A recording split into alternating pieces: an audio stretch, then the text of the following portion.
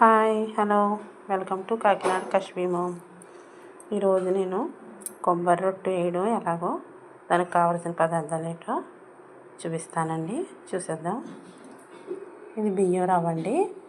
ఇది దీంట్లో పిండి ఉంటుంది కదండి, అది తీయకుండా మనం ఆడుకోవాలన్నమాట. నేను కడిగేసి ఆరబెట్టి పౌడర్ చేసాను అనమాట. నూకలాగే అండి, నూకలా కింద, కానీ పిండి తీయకూడదు అనమాట, మనం జల్లించకూడదు. ఇది ఒక గ్లాస్ తీసుకున్నానండి. 4 స్పూన్లు పచ్చిశనగపప్పు, గంట అయిందండి నానబెట్టి. ఇది ఒక 1/2 కేజీ బెల్లం అండి. ఒక కొబ్బరి చెక్క పడుతుందండి. అంతేనండి. ఇవి ఎలా తయారు చేసుకోవాలో చూసేద్దామండి. స్టవ్ వెలిగించి గిన్నె పెట్టుకున్నానండి. నూక ఏ గ్లాస్తో తీసుకున్నానో ఆ గ్లాస్తో వాటర్ తీసుకుంటున్నానండి. నేను మొత్తం 3 గ్లాసులు వాటర్ తీసుకుంటున్నాను.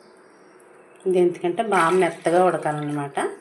1కి 2 తీసుకుంటామండి. మనం పొడి పొడిగా రావాలంటే ఇది మామూలుగా ఇది పిండిలాగా కొంచెం ముద్దలాగా అవ్వాలన్నమాట. అందుకనేసి నేను 3 గ్లాసులు తీసుకున్నానండి. ఇందులో 1 కేజీ బెల్లం అన్నాను కదండి, బెల్లం అంతా వేసేసుకుందాం. ఇందులో ఈ కప్పుతో కప్పుడు అయిందని కొబ్బరి తురుము వేసేసుకుందామండి.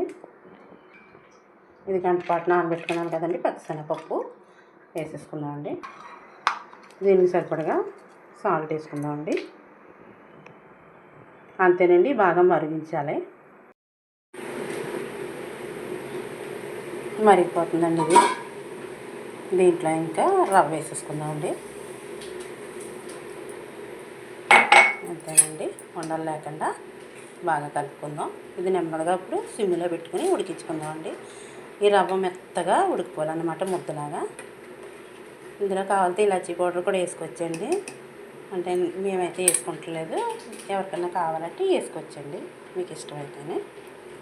బాగా మెత్తగా ఉడకనిద్దామండి. ఇప్పుడు ఇది మధ్యలో ఉడుకుతున్నప్పుడు అండి 1 స్పూను ఆయిల్ వేసుకుందామండి. ఈ ఆయిల్ వేసుకున్నాక జాగ్రత్తగా నెమ్మదిగా కలుపుకోవచ్చండి. బాగా ముద్దలాగా అవ్వాలన్నమాట. ఇంతేండి, అయిపోయింది ఇది. ఇంకా స్టవ్ ఆఫ్ చేసేసుకుందాం. దీన్ని రొట్టె కింద వేసుకోవాలండి, చూపిస్తాను అది కూడా. ఇప్పుడు మట్టికి ఇది అయిపోయిందండి. స్టవ్ వెలిగించుకుని ప్యాన్ పెట్టుకున్నానండి. ఇది వేడైపోయాక ఆయిల్ పోసుకుందాం. ఒక 2 స్పూన్లు ఆయిల్ పోసుకుందామండి. ఆయిల్ వేడైపోయాక ఆయిల్ వేడైందండి. ఇది సిమ్లో పెట్టేసుకుందాం. ఇప్పుడు దీంట్లో ఉడకబెట్టిన మిశ్రమాన్ని వేసేసుకుందామండి.